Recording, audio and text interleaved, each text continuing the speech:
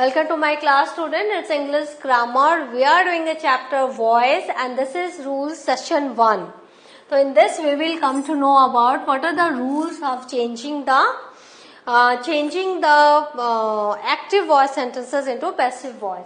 Now transitive verbs have both active and passive form. Transitive verbs means what? Suppose the verbs I teach you. I teach you, in this sentence you are getting both active and passive. That is active and passive. We can make it. I teach you. तो यहाँ पर this is active. तो I can write it. You are taught by me. तो इसका passive what we are writing? You are taught by me. This has become passive. तो यहाँ पर आप देख रहे हो इसके both active and passive है. Active word describe a sentence where the subject performs the action stated by the verb. ये teach जो है ये आपका action है और ये क्या है? Subject I कर रहा है. Active voice is subject plus verb plus object. यहाँ देखो सब्जेक्ट आई, आपका verb teach and object you. The hunter kill the lion. तो द हंटर है वो सब्जेक्ट है, किल्ड जो है वर्ब है, लायन जो है ऑब्जेक्ट है. In passive voice sentence the subject is acted upon by the verb. Passive voice में क्या होगा कि जो एक्शन है the subject is acted upon by the verb. क्योंकि ये जो ऑब्जेक्ट है ये सब्जेक्ट बन जाएगा पैसिव में और जो एक्शन है is acted upon on that. Now अब ये देख लो सिंगुलर और प्लूरल कैसे सब्जेक्ट एंड ऑब्जेक्ट में प्रोनाउंस बदलते हैं and it's very important to learn. If it is singular person तो first person I. If it is in subject जैसे आई टीच यू तो ये ऑब्जेक्ट में it will become me. When it will convert into a transform into a passive voice then object subject will be object. तो I teach you, you are taught by me, तो object is me. Second person you, it will remain the same singular. Now third person he she it, तो he will become him, she will become her and it will become it only. अब plural हम देख लेते हैं. First person we, तो ये हो जाएगा us, object will be us. Second person you, तो object will be you as it is. Third person they, तो object will be them. Right. तो इस तरह से you will have to learn this chart and then only you can correctly do the transformation of active and passive. Now what are the rules? The auxiliaries change their form according to the number and person of the passive subject in present tense. First person singular plus plural. I finished the work. So I finished the work. According to the work is finished by me. और आपको पता है do, does, did हम नहीं लगाते हैं passive में. We are playing chess. तो chess is being played by us. देखो we plural है तो are है यहाँ. तो ये क्या है? प्रेजेंट कंटिन्यूअस बन गया है.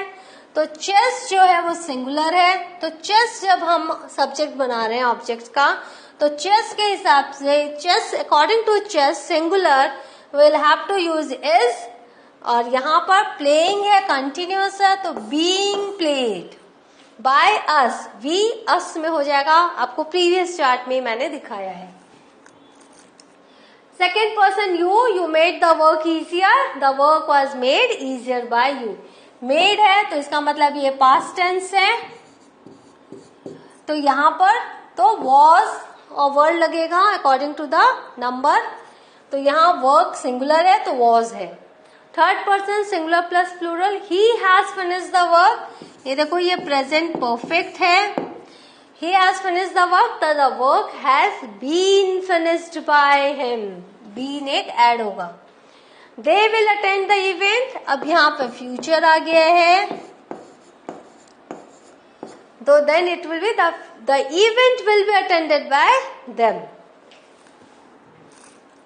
Now again active and passive related with tense. Present indefinite. अब आप format देख लो. Subject plus verb plus s plus object, ये base form, verb 1 means base form. Passive में रहेगा object plus is am are plus verb का third form plus by plus subject. She helps the poor, she is a subject, helps is a first base form of verb, और यहाँ पर SES हमने लगाया क्योंकि ये थर्ड पर्सन सिंगुलर है। उसके बाद ऑब्जेक्ट आया, और पैसिव वॉइस में हमने क्या देखा, ये ऑब्जेक्ट यहाँ पर आ गया, इसका ऑब्जेक्ट हमने यहाँ एज ए सब्जेक्ट लिया, plus is am are the poor तो आर, और वर्ब 3 हेल्प्ड बाय, जो सब्जेक्ट था एक्टिव का वो यहाँ पर एज एन ऑब्जेक्ट आ गया, वो हर हो गया। Now past indefinite tense, subject plus verb 2 plus object, तो यहाँ जब हम ट्रांसफॉर्म करेंगे तो ये ऑब्जेक्ट यहाँ आ जाएगा, और ये जो सब्जेक्ट है वो लास्ट में आप लिख रहे हो। तो object plus was verb plus verb 3 plus by plus subject. तो पैसिव में आप देख रहे हो ये एक्टिव है, they played football in the evening, तो football was played by them, ये जो सब्जेक्ट है इसका हम ऑब्जेक्ट फॉर्म लिखेंगे, यहाँ पर इस सब्जेक्ट का हम ऑब्जेक्ट फॉर्म लिखेंगे देम इन द इवनिंग। इसमें आपको कंफ्यूजन नहीं होना चाहिए, ये सब्जेक्ट जब यहाँ सब्जेक्ट आएगा तो ये जो सब्जेक्ट है ये ऑब्जेक्ट बन के यहाँ आ रहे हैं, और ये जो ऑब्जेक्ट है ये सब्जेक्ट यहाँ पर है, और ये जो सब्जेक्ट है ये एक्चुअली ऑब्जेक्ट बन रहा है यहाँ पर। अंडरस्टूड? पैसिव में don't get confused.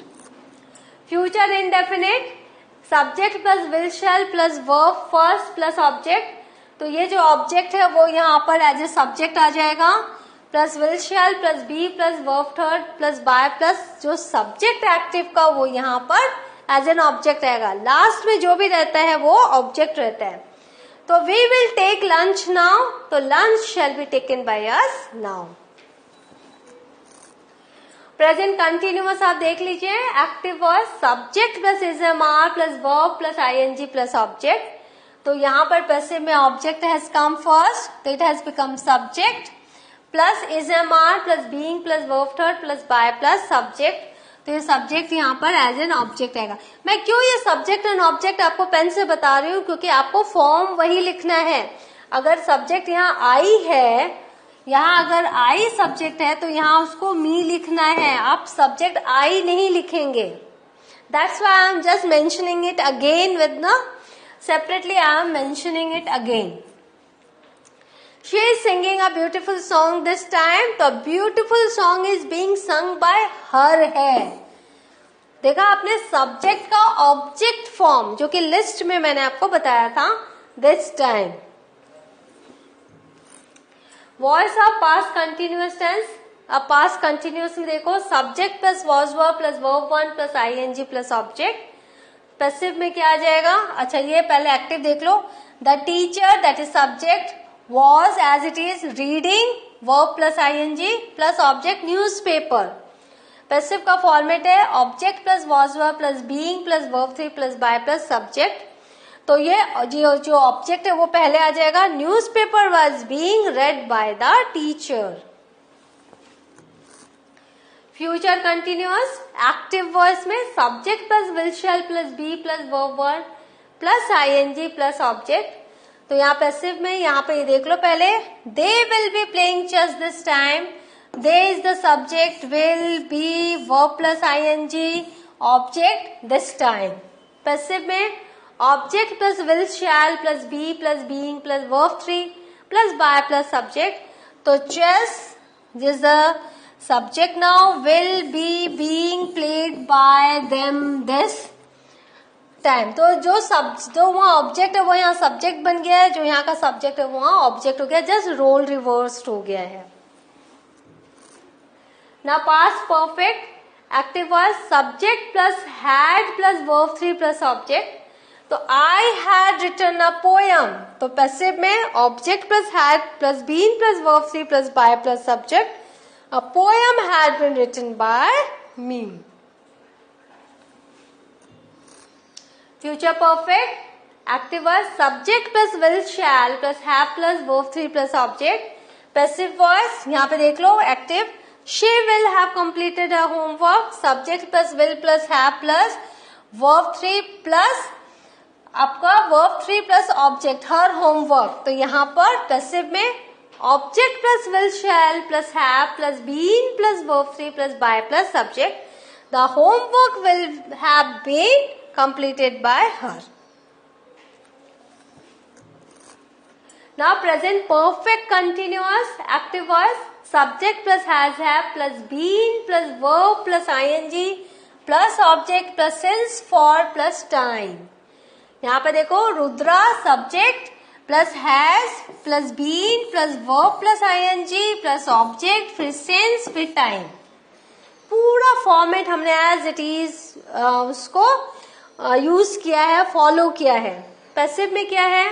Object plus has have plus being plus verb 3 plus by plus subject plus since plus for plus time.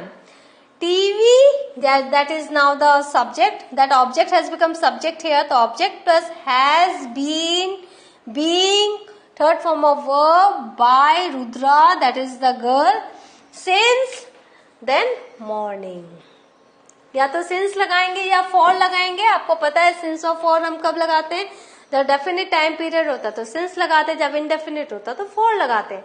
तो यहाँ since morning क्योंकि डेफिनेट है. Past perfect continuous. Subject plus had plus been plus verb 1 plus ing plus object plus since for time. तो यहाँ होगा she had been cooking food for 2 hours क्योंकि यहाँ पर indefinite time है for 2 hours. तो यहाँ हो जाएगा food had been being cooked by her for 2 hours. हमने सेम पैसिव वॉइस का फॉर्मेट लगाया. Object plus had plus been plus being plus verb 3 plus by plus subject plus since plus for plus time. आपको ऐसा लग रहा हो ना कि मैथमेटिकल्स हम फॉर्मूलाज बोल रहे हैं. It's like that only.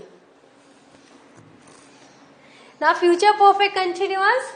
Subject plus will shall have plus been plus verb 1 plus ing plus object plus since या फोर प्लस टाइम. तो हो जाएगा they will have been writing a novel for 2 months. देखो subject will have been verb plus ing object for 2 months time. Passive में object plus will shall plus have plus been plus being plus verb 3 plus by plus sub plus since plus for time. तो a novel will have been being written by them for 2 months. तो ये subject है. हमने इसको आपको यहाँ पे देखा है. आपने यहाँ पर सब्जेक्ट जो है वो as an object to them आएगा इसका for 2 months. Now rule number 2, voice related with modals. Modals के साथ कैसे हम रूल हम लगाएंगे? एक्टिव वॉइस में subject plus any modal plus base form of verb plus object. और तो रुद्रा कैन स्पीक इंग्लिश. तो पैसिव वॉइस में object plus same modal plus be plus verb 3 plus by plus subject. English can be spoken by Rudra. Same model यहाँ पर आएगा. Rule number 3, sentence with WH families जैसे interrogative sentences. Active voice में what are you doing here. आप देख रहे हो what जो है इसका पोजीशन एज इट इज रहेगा. पैसिव में what is being done by you here. अब rules are changing some interrogative pronouns. Pronouns कैसे हम चेंज करेंगे? Interrogative who is changed into by whom and whom into who. Now, what are the interrogative sentences? Interrogative sentences are commonly grouped into question word beginning, that is WH, and auxiliary beginning, that is AB, that auxiliary beginning, और yes or no questions. तो 3 तरह के group है. पहले तो आपका question word why, how, what, where, when, और उसके बाद auxiliary is, are, do, will, shall, has, have, इस तरह से. और फिर यस और नो जिसके जो आंसर क्लोज एंडेड जो क्वेश्चन होते हैं. The primary auxiliary verb do, does और did does not appear in the passive form. पहला रूल आप ये देख लीजिए. जब एक्टिव में अगर रहेगा ये, लेकिन पैसिव में आप इसको नहीं रिपीट कर रहे हो डू, डज या डिड को. The verbs has, have, had, will, shall, can, may, et cetera do not change their position at the beginning of the sentence, and the active voice is changed to the passive. और ये आपका दूसरा rule है कि ये जो verbs है has, have, had, will, shall, can, may, ये अपने पोजीशन को चेंज नहीं करेंगे जब आप इनको पैसिव में उसको आप बदलोगे. एक्टिव में वो जहां जिस पोजीशन में यहाँ पर वैसे ही रहेंगे. नाउ प्रेजेंट टेंस में हम देख लेते हैं. सिंपल प्रेजेंट टेंस आपको पता है, present, simple present continuous and perfect, perfect continuous. तो सिंपल प्रेजेंट टेंस में क्वेश्चन वर्ड बिगनिंग, राइट. तो एक्टिव वॉइस में हम देख रहे हैं क्या फॉर्मेट है. This is the format. Question word, whatever, what, then when, where, how, when, जो भी, plus do, does according to the person, plus subject, plus verb, plus object, और उसके बाद ये क्वेश्चन मार्क. तो ये आपका फॉर्मेट है. तो हाउ, ये देखो क्वेश्चन वर्ड आ गया. डू, क्योंकि यू आपका सब्जेक्ट है तो डू. फिर आ गया आपका वर्ब राइट, और फिर आपका ऑब्जेक्ट आ गया स्टोरीज, और वो क्वेश्चन मार्क है. तो ये आपका है एक्टिव.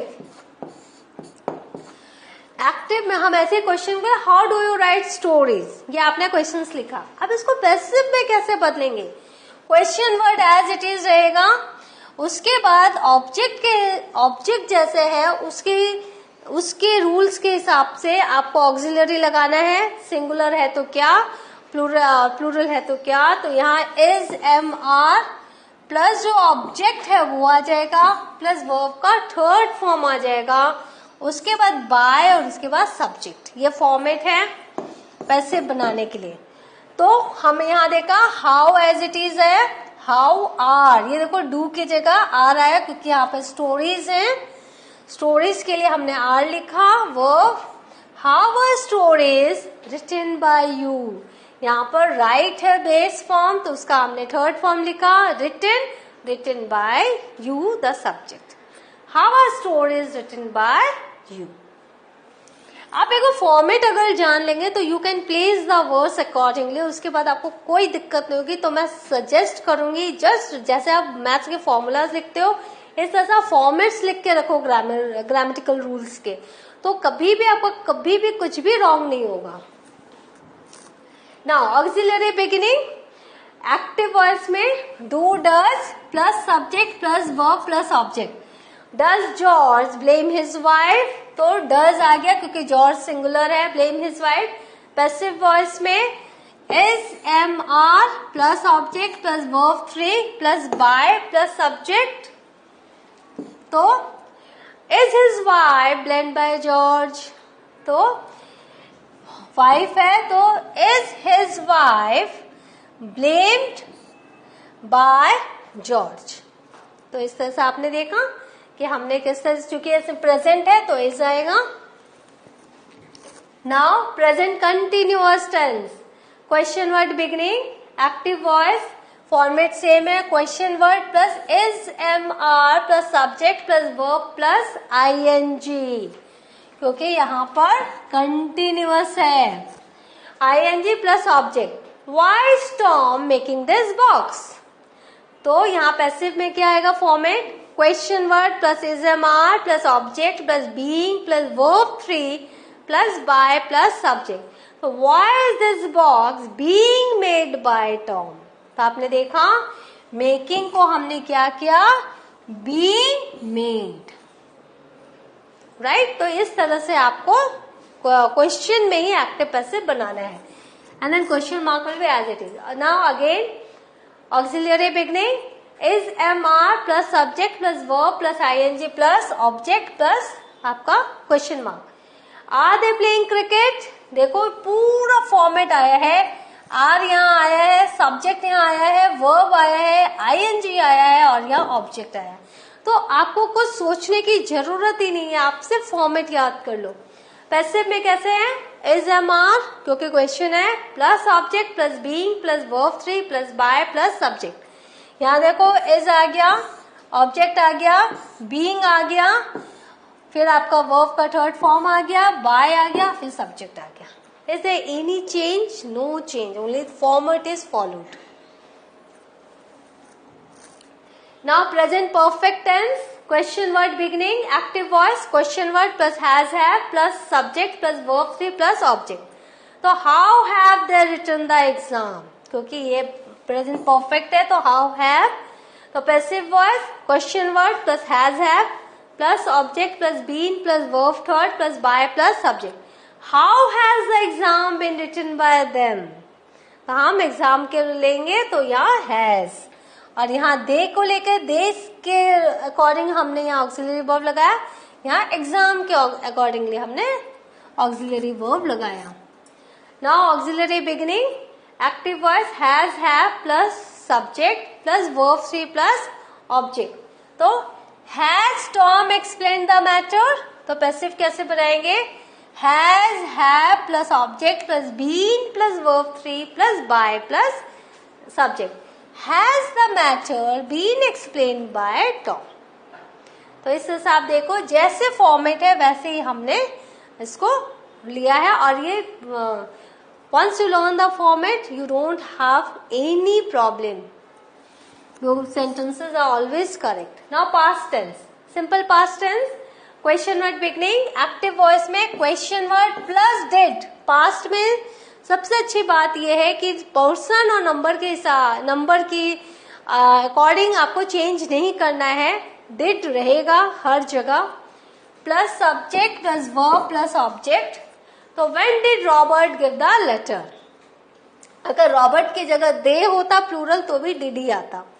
तो when क्वेश्चन वर्ड did आ गया, सब्जेक्ट आ गया, वर्ब आ गया and the latter object. Passive क्या करेंगे? Question word plus was verb plus object plus verb 3 plus by plus subject. When was the letter given by Robert? तो यहाँ पर हमने आपको पहले ही बताया डू डज डिड नहीं आता है पैसिव में, तो हमने डू डिड डज नहीं लिखा पैसिव में, हमने क्या लिखा? When was the letter given by Robert? Auxiliary beginning, active word did plus subject plus verb plus o. Did John explain the matter? Passive में क्या आएगा? Was verb plus object plus verb 3 plus by plus subject. Was the matter explained by John? It's so simple. Now past continuous same है format, इसमें being आएगा जैसे कि था present continuous में भी. Question word beginning, question word plus was verb plus subject plus verb plus ing plus o. How was he conducting the event? How was he conducting the event? Passive आ जाएगा question word plus was verb plus object plus being plus verb third plus by plus subject. How was the event being conducted by him? जहां पर ये conducting है उसको हमने being conducted कर दिया और कोई चेंज नहीं है. अकॉर्डिंग टू द नंबर यहाँ पर वॉज है और यहाँ पे चूंकि सिंगुलर था तो ये वॉज है, अगर प्लूरल रहता तो ये वर हो जाता. Now auxiliary beginning was were क्योंकि पास्ट है plus subject plus verb plus ing plus object. Were the student studying grammar? तो आपको क्वेश्चन मार्क यही लगाना है. तो यहाँ होगा passive was verb plus object plus being plus verb 3 plus by plus subject. Was grammar being studied by the students? आपने देखा फॉर्मेट सेम है, प्रेजेंट में भी पास्ट में भी सिर्फ एज अ वॉज का अंतर है. ना पास्ट परफेक्ट टेंस, यहाँ जो भी नंबर है जो भी पर्सन आपको हैड ही लगाना है, हैज हैव आपको इस तरह से प्रेजेंट टेंस में ही ख्याल रखना रहता है. Question word beginning active voice question word plus had plus subject plus verb 3 plus O. Why had Thomas called you? Passive में question word plus had plus object plus been plus verb 3 plus by plus subject. Why had you been called by Thomas? आपने देखा same हमने format के हिसाब से words को place कर दिया, right. Auxiliary beginning active voice had plus subject plus verb 3 plus object. Had the people attack their enemies? Passive voice had plus object plus being plus verb 3 plus by plus S. Had their enemies attacked by the people? तो यहाँ पर आप देख लो their enemies, तो had their enemies attacked by the people, यहाँ had ही आएगा पास्ट टेंस में हैव और हैज का कोई भी आपको टेंशन नहीं चाहिए, क्योंकि ये दोनों में हैड ही आता है पास्ट में. Whatever the number of person is. Now future tense. Simple future में question word plus will shall plus subject plus verb plus object. When will Tina call us? तो passive में question word plus will shall plus object plus be plus verb 3 plus by plus subject. When shall we be called by Tina? क्योंकि आपको पता है we के साथ शैल आता है, INV के साथ. तो when shall we be called by Tina? और टीना के साथ हमने will लिखा. Auxiliary beginning will shall s plus verb plus object. Shall we meet them today? तो पैसिव हो जाएगा will shall plus object plus be plus verb 3 plus by plus S. तो यहाँ का will they be, them क्या हो जाएगा they be met today by us. तो यहाँ पर ये एज एन ऑब्जेक्ट है तो them है, यहाँ एज ए सब्जेक्ट है तो they है, क्योंकि पैसिव में ऑब्जेक्ट सब्जेक्ट हो जाता है. तो will they be met today by us, ये we यहाँ सब्जेक्ट है लेकिन यहाँ ये we ऑब्जेक्ट है तो us. तो इस तरह से आप देख रहे हो कि फ्यूचर में भी हमने कैसे किया. अब कंटिन्यूअस देख लो. Active voice question word plus will shall plus subject plus be plus verb plus ING plus object. When will he be writing the novel.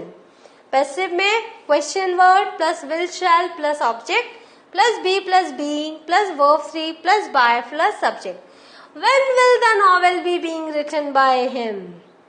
तो जब आप ऐसे भी लिखोगे फ्यूचर टेंस में, जब आप पास्ट टेंस में भी कुछ लिखोगे, प्रेजेंट टेंस में भी लिखोगे, आपको पैसिव में लिखना रहेगा. तो आप ये रूल आपको फॉलो करना है और आपकी कहीं भी कोई भी राइटिंग आपकी रॉन्ग नहीं कंसीडर की जाएगी.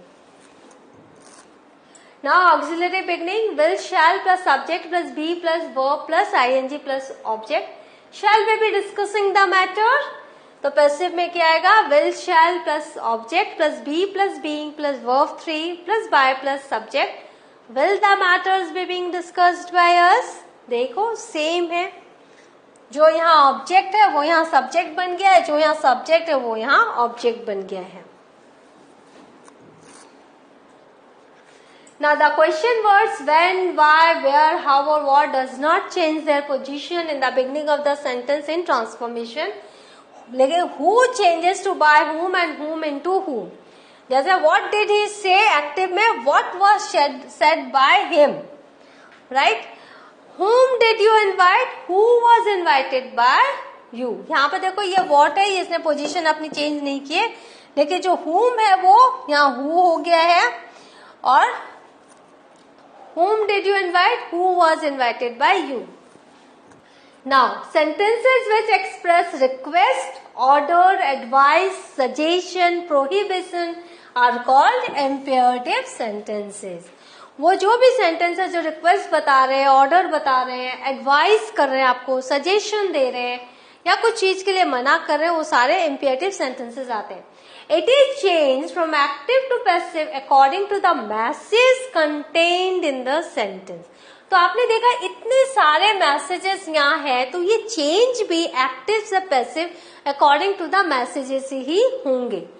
If it contains an order और कमांड, यदि ये मैसेज कोई ऑर्डर या कमांड को कंटेन करता है तो आपको लिखना पड़ेगा पैसिव बनाने के लिए यू आर ऑर्डर्ड टू या यू आर कमांडेड टू. फिर जो मैसेज है वो आपको लिखना है. फॉर एग्जाम्पल, अगर एक मैसेज है 3 वर्ड है, डू इट एट वंस, तो you are ordered to do that at once, you are commanded to do it at once. तो इस तरह से आपको मैसेज से समझना है कि क्या बोला जा रहा है. तो अगर ऑर्डर या कमांड है तो आपको इस तरह से करना है. Second, if it contains a request, अगर सेंटेंस में प्लीज लिखा हुआ हो या फिर सेंटेंस पढ़ने से आपको ऐसा लगे कि वो जो मैसेज है वो एक रिक्वेस्ट है, तो यू आर रिक्वेस्टेड टू, इस तरह से आपको स्टार्ट करना है. If it contains an advice, अगर कोई सलाह दी गई है तो you are advise to. If it contains a negative order, यदि कोई ऐसी चीज प्रोहिबिशन नेगेटिव ऑर्डर दिया गया है तो यू आर फोरबिडन टू, आपको मना किया जा रहा है. if it contains let us, it is suggested that we should or it is proposed that we should. Let us do it. अगर सेंटेंस आया let's go, तो इसका मतलब आपको स्टार्ट करना है it is suggested that we should go. It is proposed that we should go. Now it's time to, अगर ऐसा रहा it's time to play, it's time to act, तो इसका मतलब it is time for जो भी ऑब्जेक्ट है आपका to be और फिर वर्ब का थर्ड फॉर्म आपको लगाना है. तो इस तरह से आपने देखा ये रूल्स हैं इंपेरेटिव सेंटेंसेस को कैसे हम पैसिव वॉइस में बदलेंगे. तो ये रूल्स को आपको फॉलो करना है और आपको मैसेज को समझना है. In order to convert imperative sentence into passive voice, you have to follow the instructions below. पहला, let is used at the beginning of sentence, right?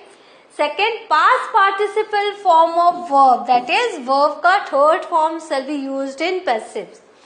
Now use of be before verb, verb के पहले be का use हम करेंगे. और एक बात, बहुत बड़ी खास बात, imperatives have no subject, वहां पर कोई भी सब्जेक्ट नहीं है, आप ही को बोला जा रहा है, राइट? तो यहाँ पर imperative have no subject. तो इस तरह से आपको मैसेज को समझना भी है. और आप हमेशा किसको बोल रहे हो? यू को बोल रहे हो, तो यू जो है वो पैसिव में आएगा ही आएगा जब हम कन्वर्ट करेंगे. Like come up to my expectations, be silent etcetera, इस तरह के इम्पेरेटिव सेंटेंसेस होते हैं. Be silent, come up to my expectations, तो मतलब हम किसे बोल रहे हैं? हम अपने सामने जो खड़ा है उनसे ही बोल रहे हैं. तो if you need to use subject it is always you. तो सब्जेक्ट जब हमें जरूरत होगी तो हमसे यू ही रहेगा. Like you come here please, अगर हमने कहा कम हेयर प्लीज, तो हम किसको बोल रहे हैं? हम यू को बोल रहे हैं, तो you come here please. In case we use subject you, we have to use by before it in order to convert into passive voice. अगर हमने subject you चुना है, you होता ही है और हमें लिखना है, तो हम passive voice में हम by लिखेंगे before it in order to convert it into passive voice. Now this is the fifth one. And this is the sixth one. Now, अब कुछ examples देख लो. Active, get out, no object. Passive, you are ordered to get out. जैसे कि आपने get out से क्या message देखा, उसने उसको ऑर्डर दिया. Active, get me a glass of water. तो passive, you are ordered to get me a glass of water. अगर यहाँ पर please हम जोड़ दें, please, तो you are requested. तो यू आर रिक्वेस्टेड, तो प्लीज जैसे ही जुड़ेगा तो यू आर ऑर्डर्ड क्या हो जाएगा? यहां पर हो जाएगा you are requested. If here we add the word please, तो this ordered will be requested.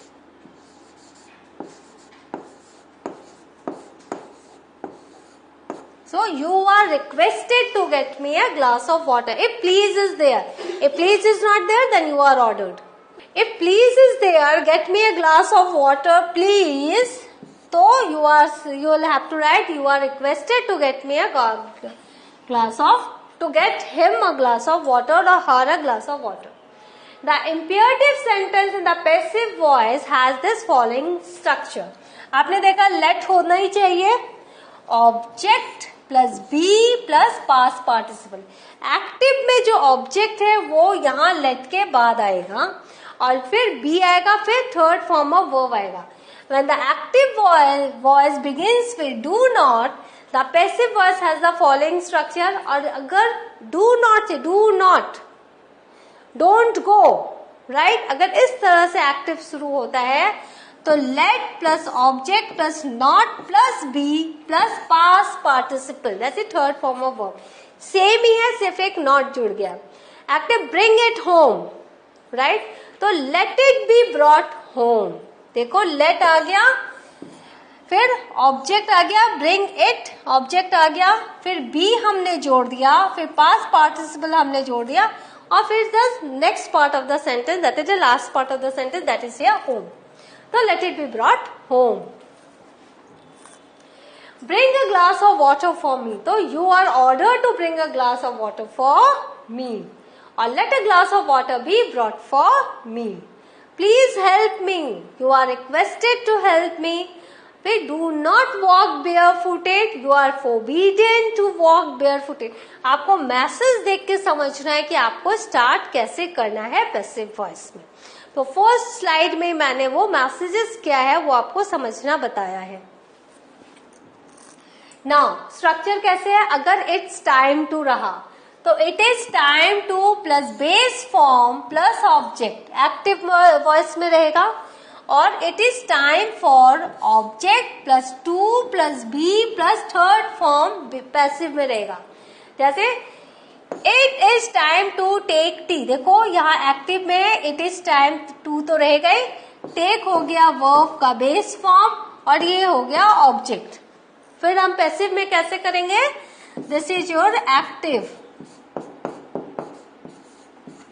हम पैसिव में कैसे करेंगे, it is time for tea to be taken. For हो गया, ऑब्जेक्ट हो गया, टू हो गया, बी हो गया and third form of verb. तो ये फॉर्मेट प्लीज आप याद रखो. फॉर्मेट अगर आप याद रखोगे तो कभी भी किसी भी ग्रामटिकल सेंटेंस में कोई मिस्टेक नहीं होगी. और आपको पता है ग्रामर में पूरे फुल मार्क्स मिलते हैं. अगर आपका सही हुआ हर एक सेंटेंस तो you will score the full marks, जैसे मैथ्स में मिलते हैं. Now it is time to revise the lesson. It is time for the lesson to be revised. This is active and this is your passive.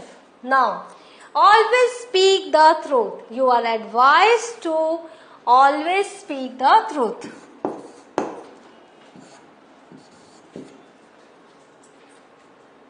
Right? Start your work now. Let your work be started now.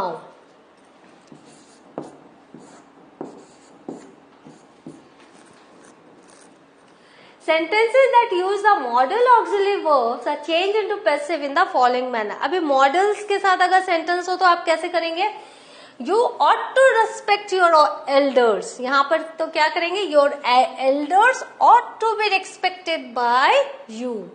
तो यहाँ देखो, यहाँ subject हो गया, यहाँ modal हो गया, यहाँ पर verb हो गया और यहाँ आपका object हो गया. तो यहाँ पर हम कैसे पैसिव बनाएंगे, जो ऑब्जेक्ट है वो यहाँ पर आ जाएगा, ought to रहेगा मॉडल, फिर बी जोड़ेंगे और फिर थर्ड फॉर्म ऑफ वर्ब रहेगा, फिर बाय रहेगा, फिर यू रहेगा.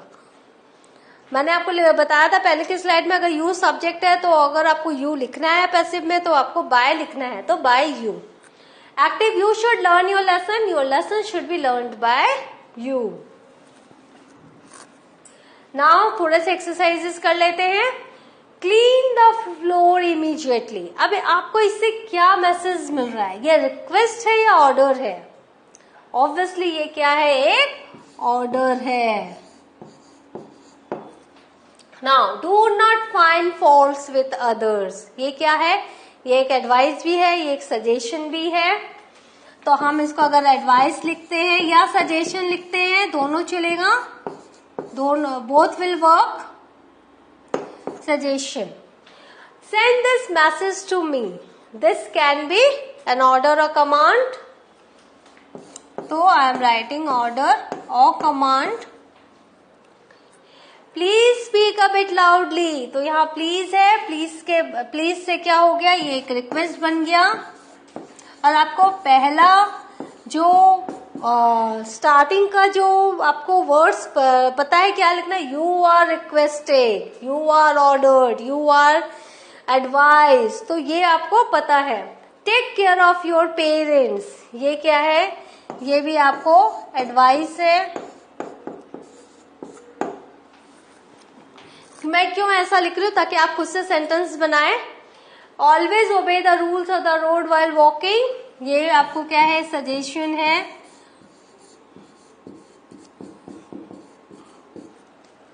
Fix the nail into this table. अब ये क्या है, ये एक ऑर्डर है, कमांड है. Listen to him carefully. ये भी क्या है, ये या तो आप एडवाइस भी ले सकते हो, सजेशन भी ले सकते हो, या ऑर्डर भी ले सकते हो. Attend to your teacher, please. तो यहाँ जैसे ही प्लीज आ गया, आपको पता है ये रिक्वेस्ट है. Set out on your journey without delay. अब ये आप सजेशन भी ले सकते हैं, आप ये कमांड भी ले सकते हैं. तो हम या तो सजेशन लेंगे या कमांड ले लेंगे, ये आपके ऊपर है.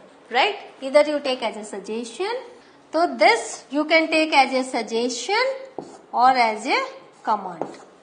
तो इस तरह से आपने देखा कैसे मैसेज को हमें समझना है और उसी तरह से हमें आंसर लिखना है.